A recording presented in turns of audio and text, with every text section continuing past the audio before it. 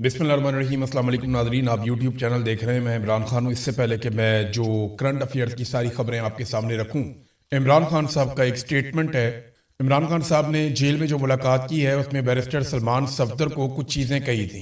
एक तो कुछ खबरें झूठी चला दी गई कि इमरान खान साहब ने यह कह दिया कि अब इस्लामाबाद एहतजाज करने कोई नहीं आएगा या कोई भी इस्लामाबाद का रुख नहीं करेगा या कोई मार्च नहीं होगा।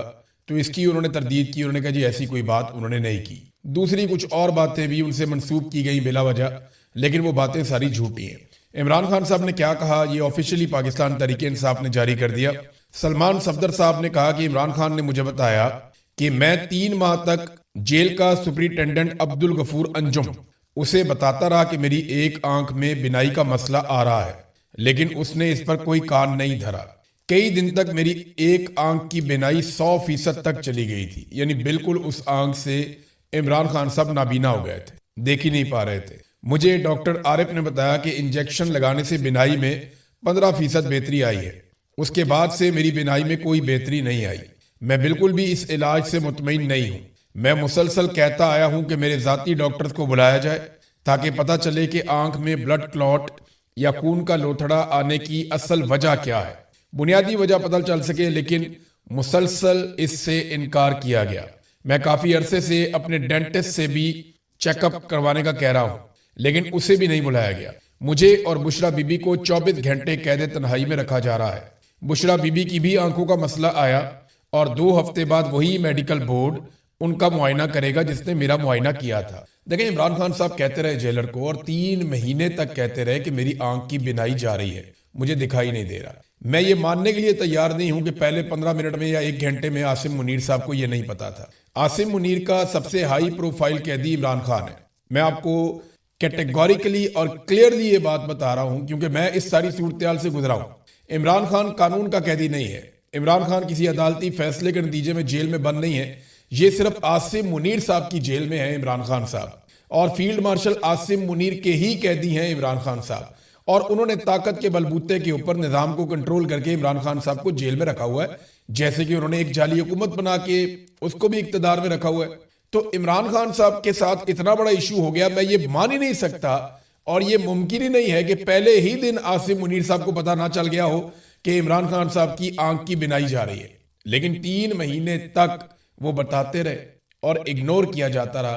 तो इसका क्या मतलब है? इसका मतलब यह है कि इस मुल्क में फील्ड मार्शल आसिम मुनीर साहब को या निजाम को किसी किस्म की कोई फिक्र नहीं है कि साबिक वजीर आजम और पाकिस्तान के सबसे मकबूल अवामी लीडर के साथ जेल में क्या हो रहा है। यही कायदे आजम के साथ किया गया, यही फातिमा जिन्ना के साथ किया गया, यही जुल्फिकार अली भुट्टो के साथ किया गया। इसी तरह पाकिस्तान को 2 टुकड़े किया गया और आज फिर हम उसी का एक मरतबा फिर रीटेलीकास्ट देख रहे हैं। ये पाकिस्तान में ऐसा ही होता रहा है बदकिस्मती से, और पाकिस्तानी हमेशा देर से खड़े होते रहे हैं। पाकिस्तानियों ने पहले हमेशा नुकसान उठाया और उसके बाद उस नुकसान के खिलाफ आवाज उठाई। तो इस मरतबा पाकिस्तानियों से गुजारिश है कि कोई बड़ा नुकसान हो जाए उससे पहले आप अपने हक के लिए आवाज उठाइए आइन और कानून के मुताबिक। नाजरीन, अब आ जाए बैन अल-अक़वामी खबरों पर। मुख्तलिफ अमरीकी बहरी बेड़े अलग अलग तरफ से आबनाए हुर्मुज़ की तरफ जाने वाले जो समुद्री रास्ते हैं उनकी तरफ बढ़ रहे हैं, और इन जहाजों की जो आबनाए हुर्मुज़ से गुजर कर आएंगे उनकी नाकाबंदी के लिए ये अमरीकी बहरी बेड़े आगे बढ़ रहे हैं और वहां नाकाबंदी शुरू करने वाले हैं। डोनाल्ड ट्रंप ने इस हवाले से स्टेटमेंट दिया और डोनाल्ड ट्रंप ने दावा किया कि वो मुकम्मल तौर पे नाकाबंदी कर देगा और जहाज़ों को यहां से नहीं जाने देगा, खास तौर पे उन जहाज़ों को जो ईरान के इंतजाम के तहत वहां से निकलेंगे। डोनाल्ड ट्रंप ने कहा कि ईरान की नेवी जो है वो इस वक्त समुद्र की तह के अंदर मौजूद है, यानी वहां लेटी हुई है। हमने उनके जहाज तबाह कर दिए, ये कहा डोनाल्ड ट्रंप ने। मुकम्मल तबाही कर दी उनकी नेवी की हमने। 158 जहाजों का उसने क्लेम किया। इससे पहले डोनाल्ड ट्रंप ने एक दफा 42 जहाज कहे थे, एक दफा कोई 58 कहे थे, फिर बढ़ गए थे, अब 158 हो गए हैं। तो डोनाल्ड ट्रंप एग्जैजरेट करता है, झूठ बोलता है, ये अब दुनिया के अंदर सब जानना शुरू हो गए हैं। उन्होंने कहा जी हमने जिनको हिट किया था वो कम तादाद में थे, लेकिन हमने जिन जहाजों को थोड़ा बहुत छोड़ दिया था वो फास्ट अटैक शिप्स थे, तेज रफ्तार से चल के अटैक करने वाले शिप्स थे, क्योंकि हम उन्हें अपने लिए खतरा नहीं समझते थे। लेकिन अब अगर ये हमारी तरफ बढ़ेंगे तो हम इन्हें भी तबाह कर देंगे, और इन्हें हमारी ब्लॉकेज को अगर ये खराब करने की कोशिश करेंगे, हमारी रुकावटों को और नाकों को हटाने की कोशिश करेंगे, तो हम इन्हें तबाह करेंगे और उसी तरह तबाह करेंगे जैसे कि हमने स्मगलरों के जो जहाज थे या समुद्र में कश्तियां थी उनको हमने तबाह कर दिया था। अमेरिका के अंदर जो ड्रग्स आती थी समंदर के जरिए से उनकी एक बड़ी मिकदार को हमने ख़त्म कर दिया है और हम यहाँ पे यही करेंगे। Thank you very much for your attention to this matter president Donald J Trump. तो ये ट्रंप की जनाब एक और धमकी आ गई। तो ट्रंप तो कह रहा है कि वो निगरानी करेगा और वो ब्लॉकेज लगाएगा आबना हुर्मुज़ के इर्द गिर्द, यानी आबना हुर्मुज़ में से एक तो ईरान नहीं गुजरने देगा उन जहाज़ों को जो अमेरिका और इसराइल के हमायती हैं, और दूसरा जो ईरान की शराइत के मुताबिक नहीं गुजरेंगे उनको वो रोकेगा। अब जो ईरान की शराइत के मुताबिक गुजरेंगे उनको अमेरिका रोकेगा, यानी कोई भी यहां से नहीं जा सकता। सबसे बड़ा पंगा पड़ जाएगा चाइना का। चाइना ने यहाँ पे एक स्टेटमेंट जारी किया है। चीन के वज़ीर दिफा का स्टेटमेंट मैं आपको पढ़ के सुनाता हूँ, ये बहुत इंपॉर्टेंट है इस वक्त। चीन के वज़ीर दिफा एडमिरल डोंग जून, उन्होंने एक मुख्तसर बयान जारी किया जिसमें उन्होंने कहा कि आबना हुर्मुज़ के जरिए ईरानी बहरी तिजारत की अमरीकी नाकाबंदी के पहले से ऐलान करदा वक्त के ऐन मुताबिक उन्होंने जो है वो अपना एक स्टेटमेंट जारी कर दिया है। हम दुनिया में अमन और इस्तेहकाम के लिए पुरअज़म हैं। हम मशरिक़ वस्ता की सूरत हाल की निगरानी कर रहे हैं। हमारे जहाज आबना हुर्मुज़ के पानियों में मुसलसल आ और जा रहे हैं। चीन ने क्लियर किया कि हम आबना हुर्मुज़ के पानियों से गुजर रहे हैं, हम जा भी रहे हैं, हम आ भी रहे हैं, मुसलसल हम ट्रेवल कर रहे हैं। ईरान के साथ हमारे तजारती और तवानाई के मुआहदे मौजूद हैं। हम उनका एहतराम और पासदारी करेंगे और दूसरों से भी तवक्को रखते हैं कि वो हमारे मामलात में मुदाखलत नहीं करेंगे। ये है सबसे इंपॉर्टेंट। यहाँ अमेरिका का नाम लिए बगैर उन्होंने कहा कि दूसरों से भी हम तवक्को रखते हैं कि वो हमारे मामलात में मुदाखलत नहीं करेंगे। आबना हुर्मुज़ ईरान के कंट्रोल में है और ये हमारे लिए खुला है, ये उन्होंने क्लियर कर दिया। इस नाकाबंदी का मकसद पूरा मकसद है चीन को ईरानी तेल की तरसील रोकना है। अमेरिका चीन के साथ फौजी तसादुम का खतरा मोल नहीं ले सकता और ना ही लेगा, लिहाजा ये नाकाबंदी पैदा होने से पहले ही दम तोड़ चुकी है। अब आ जाए नाजरीन इस बात पे कि चाइना को क्या ट्रंप रोक सकता है बदौलत ताकत।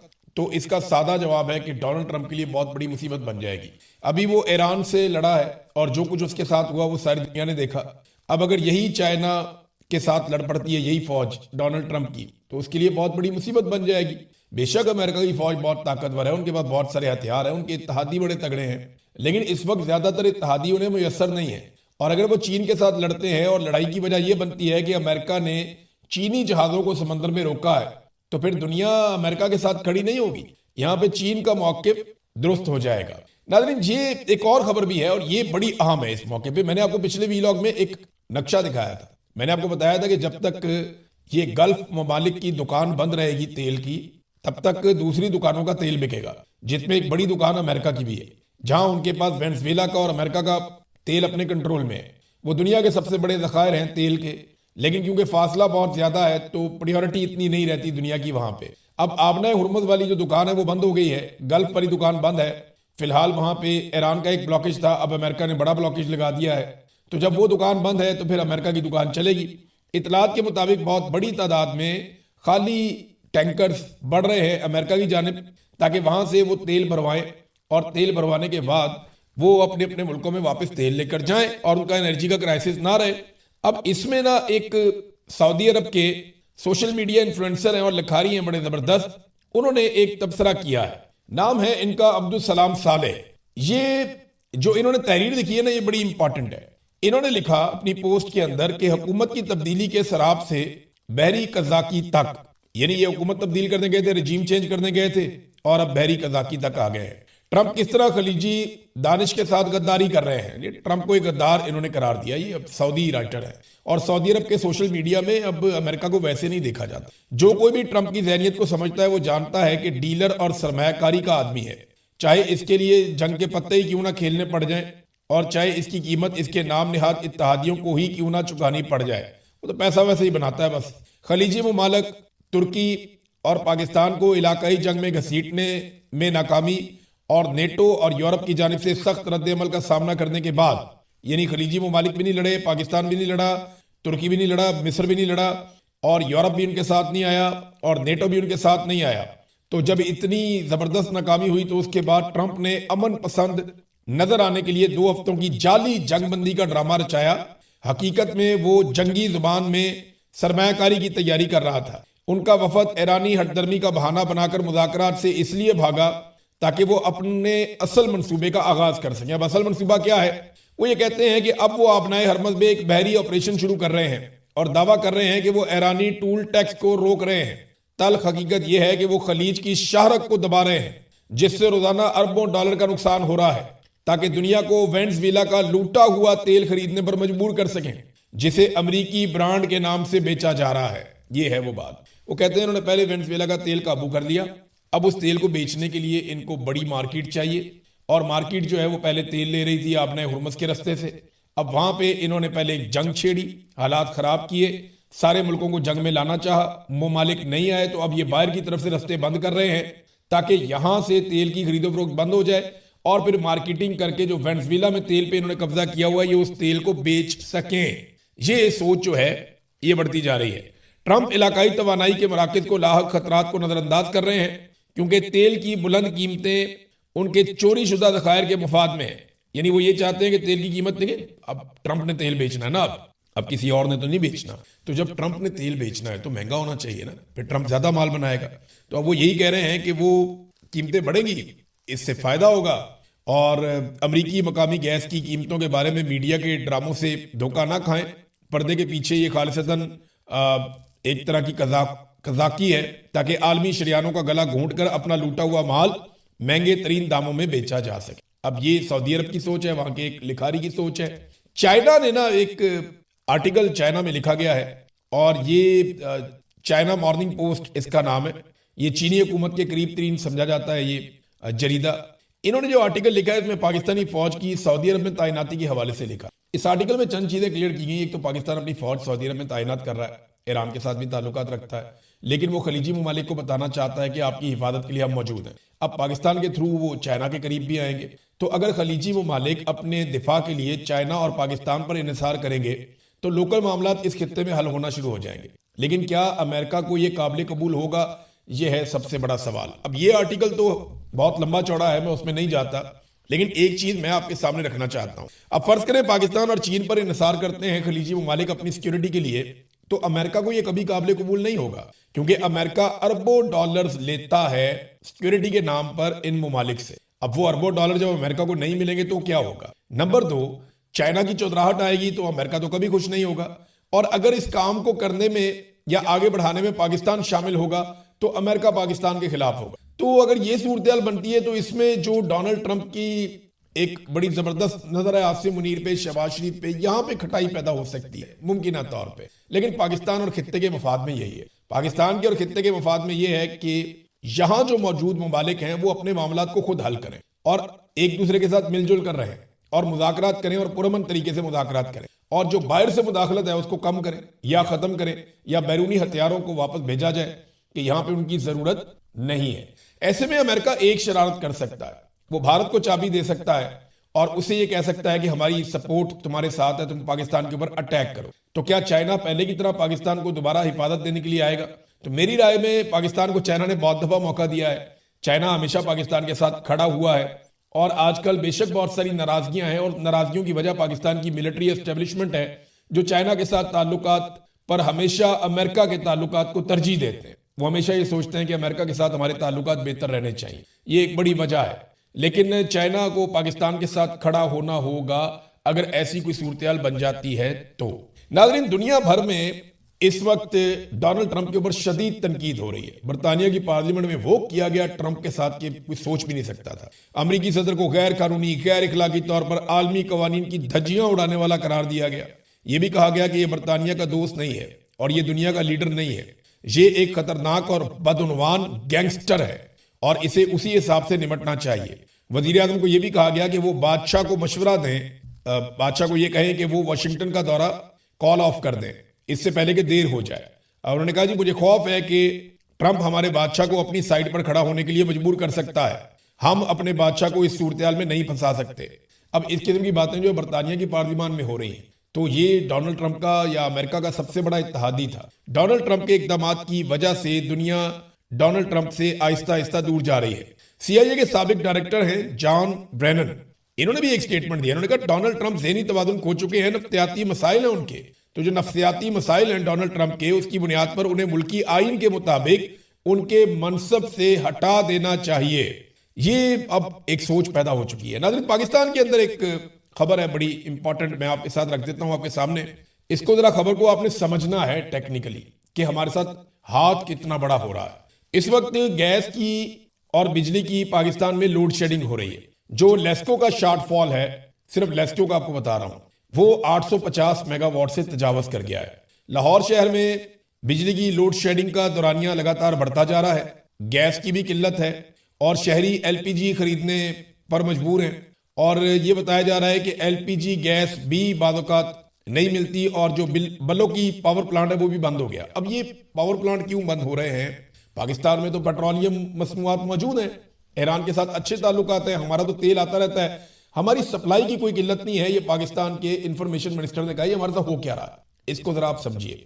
हो ये रहा है कि कुछ फ्यूल महंगा हो गया, तो फ्यूल की प्राइस बढ़ने की वजह से जो बिजली बनाने वाली आईपीपीज हैं, थोड़ी सी कीमत वहां बढ़ गई, यानी कॉस्ट वहां पे बढ़ गई, उन्होंने प्रोडक्शन ही बंद कर दिया। आपको पता है पाकिस्तान में अगर हमें बिजली चाहिए 100 यूनिट फर्ज करें, तो हम बनाते हैं 250 यूनिट, यानी हमारी कैपेसिटी इतनी है। नवाज शरीफ ने और शहबाज शरीफ ने इतने ज्यादा मुआहदे किए कि हमें जितनी बिजली चाहिए थी, पाकिस्तानियों को जितनी बिजली दरकार थी, इन्होंने उससे 150% ज्यादा बिजली के मुआहदे कर दिए। यानी हमारी बिजली पैदा करने की जो कैपेसिटी है वो हमारी जरूरत से लगभग 1.5 गुना ज्यादा है। 1.5 गुना ज्यादा है, यानी जितनी हमें चाहिए उससे 150% ज्यादा हम बिजली पैदा कर सकते हैं। हम 1 यूनिट इस्तेमाल करते हैं और 3 यूनिट के पैसे देते हैं, क्योंकि इन्होंने मुआहदे इस तरीके से किए कि आपकी बिजली पैदा करने की जो सलाहियत है, हम आपको उसके मुताबिक पैसे देंगे और हमें जितनी बिजली चाहिए होगी आपने सिर्फ उतनी पैदा करनी है। यानी अगर आपकी सलाहियत है बिजली पैदा करने की 1000 मेगावाट और हमें चाहिए 300 मेगावाट, तो आप हमें 300 मेगावाट बनाकर दे दें, हम आपको 1000 मेगावाट के ही पैसे देंगे, क्योंकि आपकी सलाहियत वो है। ये घटिया तरीन मुआहदे नवाज शरीफ शहबाज शरीफ ने इस मुल्क के अंदर 2013 के बाद किए थे। अब वो सारी की सारी आईपीपीज बैठी हैं, थोड़ी सी पेट्रोलियम की प्राइसेस ऊपर गई तो उन्होंने बिजली बनाना बंद कर दी। अब कैपेसिटी आपकी दुगनी से भी ज्यादा है और आपके मुल्क में लोड शेडिंग हो रही है और बिल भी आप दे रहे हैं उसी कीमत के मुताबिक जो हुकूमत ने लगाई हुई है। यानी बिजली के बिल इन्होंने 3 से 4 गुना इजाफा कर दिए हैं। बिजली की कीमत में 3 से 4 गुना इजाफा कर दिया। कैपेसिटी पेमेंट्स आप लगातार दे रहे हैं, 1 यूनिट इस्तेमाल करते हैं, 3 यूनिट के आप पैसे देते हैं। आपकी बिजली पैदा करने की सलाहियत बहुत ज्यादा है। आपके वजीर इत्तला के मुताबिक किसी किस्म का पाकिस्तान में फ्यूल का क्राइसिस नहीं है, किल्लत बिल्कुल नहीं है। लगातार आपके टैंकर्स आते जा रहे हैं, बल्कि एक वजीर ने यह कहा कि हमारी साहिल के ऊपर टैंकर्स की लाइनें लगी हुई। अब मुझे बताएं कि किसका कसूर? ये फ्रॉडिये कौम को टकर गए हैं, ये रल के कौम को लूट रहे हैं, ये आपकी जेब पे डाके डाल रहे हैं। इस वक्त जब कैपेसिटी ज्यादा है बिजली पैदा करने की, इनके पास फ्यूल भी मौजूद है, ये 4 गुना हमसे पैसे भी ले रहे हैं, इसके बावजूद लोड शेडिंग कर रहे हैं। इसका मतलब आप समझते हैं? इसका मतलब यह है कि ये 1 टके का भी फायदा छोड़ने को तैयार नहीं है। ये सारा पैसा अपनी जेब में डालकर लेकर जाएंगे।